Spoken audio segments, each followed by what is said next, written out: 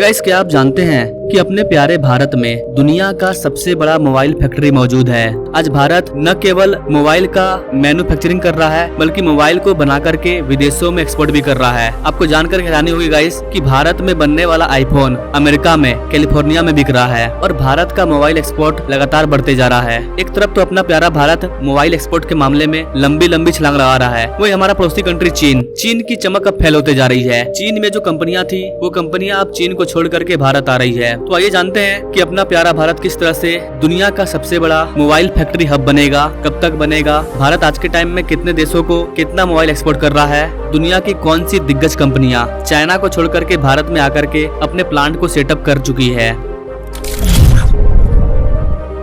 दोस्तों, हाल ही के रिपोर्ट के अकॉर्डिंग स्मार्टफोन के मामले में भारत ने लंबी छलांग मारी है, जबकि चीन और वियतनाम में स्मार्टफोन के एक्सपोर्ट में लगातार गिरावट दर्ज की जा रही है। वित्तीय वर्ष 2024 में चीन में मोबाइल का जो एक्सपोर्ट है वो 2.78% गिर चुका है। इसी दौरान वियतनाम में मोबाइल का जो एक्सपोर्ट है वो 17.6% गिर चुका है। लेकिन गाइस, आप जानकर के हैरान रह जाएंगे, इसी दौरान अपने प्यारे भारत में मोबाइल का जो एक्सपोर्ट है वो 40.5% बढ़ चुका है। तो एक तरफ दूसरे कंट्री का जो मोबाइल एक्सपोर्ट है वो लगातार नीचे जा रहा है और भारत का जो एक्सपोर्ट है वो 4 गुना 5 गुना अधिक रेट से आगे बढ़ रहा है। आपको बता दें गाइस कि चीन और वियतनाम से पूरी दुनिया को स्मार्टफोन का एक्सपोर्ट होता है। ये दोनों देश मोबाइल एक्सपोर्ट के मामले में सबसे आगे हैं, लेकिन दोनों देशों को भारत से जोरदार टक्कर मिल रही है। या यूँ कहें कि चीन और वियतनाम से स्मार्टफोन एक्सपोर्ट का मार्केट भारत में शिफ्ट होते जा रहा है। अब उनका दौर खत्म हो चुका है, अब दौर है भारत का। ये युग है भारत का, ये समय है भारत का, जो भारत को डेवलप कंट्री बनाएगा 2047 तक। और न सिर्फ मोबाइल के सेक्टर में, भारत हर एक सेक्टर में इसी तरह से ग्रोथ दिखा रहा है। तभी तो वर्ल्ड बैंक, IMF जो बड़ी बड़ी ऑर्गेनाइजेशन है वो भी बोल रही है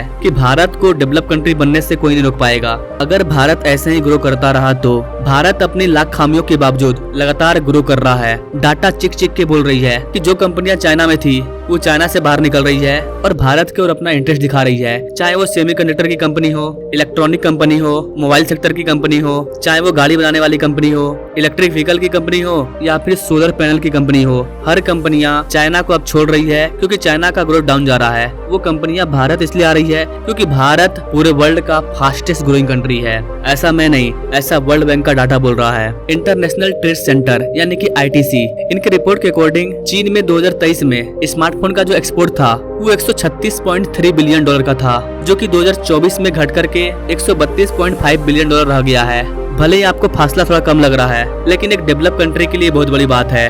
लगभग 3% की गिरावट आना, यानी कि चाइना के इस वाले सेक्टर को एक बड़ा झटका लगा है। वहीं अगर वियतनाम की बात करें तो 2023 में वियतनाम का जो स्मार्टफोन एक्सपोर्ट था वो 31.9% था, जबकि 2024 के वित्तीय वर्ष में ये घट करके मात्र 26.27% रह गया है। तो वियतनाम में भी 5% का गिरावट देखा गया है। वही बात करें भारत की तो वैसे आपको बता दें कि इन कंट्रियों का जो स्मार्टफोन का जो एक्सपोर्ट गिरा है उसका मेन रीजन है भारत, क्योंकि ये कंट्रियां अपने ज्यादातर फोन को भारत में ही एक्सपोर्ट करते थे और अब भारत ने ही इनसे फोन लेना बंद कर दिया। उल्टा हम लोग खुद से मैन्युफैक्चरिंग कर रहे हैं और दुनिया के अलग कंट्री में एक्सपोर्ट भी कर रहे हैं। तो एक तो हमने अपना खुराक पूरा किया और अब हम लोग दूसरा का खुराक भी पूरा कर रहे हैं। ऐसी कंडीशन में हमारे पड़ोसी कंट्री चीन और वियतनाम का एक्सपोर्ट कम होना निश्चित था और वो हो गया। 2023 में अपने प्यारे भारत की स्मार्टफोन एक्सपोर्ट 11 बिलियन डॉलर के पार थी, जबकि 2024 में ये बढ़कर के 15.5 बिलियन डॉलर के पार चली गई। मतलब भारत के मोबाइल एक्सपोर्ट में करीब 4.5% का ग्रोथ देखा गया है। इससे साफ पता चल रहा है कि स्मार्टफोन का जो मार्केट है वो चीन और वियतनाम से शिफ्ट हो रहा है भारत की ओर। अब सवाल आता है कि भारत में स्मार्टफोन का एक्सपोर्ट कैसे बढ़ा? तो गाइस, इसके पीछे का मेन रीजन है सरकार की नीतियाँ। सरकार ऐसी नीतियाँ ला रही है कि विदेशी कंपनियां भारत में आ रही है और अपने प्लांट को सेटअप करके भारत में स्मार्टफोन का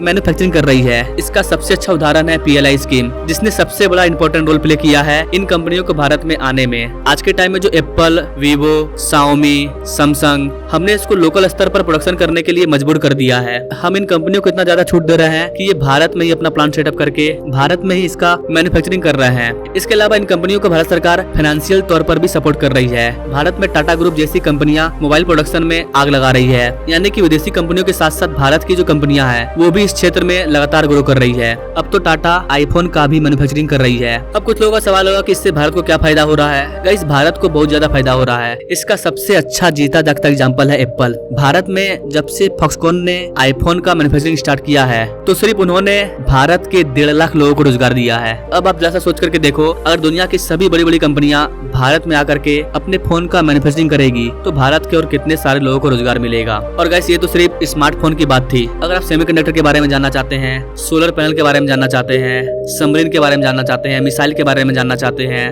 लैपटॉप के बारे में जानना चाहते हैं, तो आप हमें कमेंट कर सकते हैं। इन सारे सेक्टर में भी भारत लगातार ग्रो कर रहा है। तो अगर आप इच्छुक हैं तो कमेंट कीजिएगा, मैं इस पर अलग से सेपरेट वीडियो ला दूंगा। बाकी आप भारत के स्मार्टफोन सेक्टर के बारे में क्या कहना चाहेंगे, आत्मनिर्भर भारत के बारे में क्या कहना चाहेंगे, कमेंट जरूर करें। बाकी मिलेंगे अगले वीडियो में एक नई जानकारी के साथ। तब तक के लिए जय हिंद।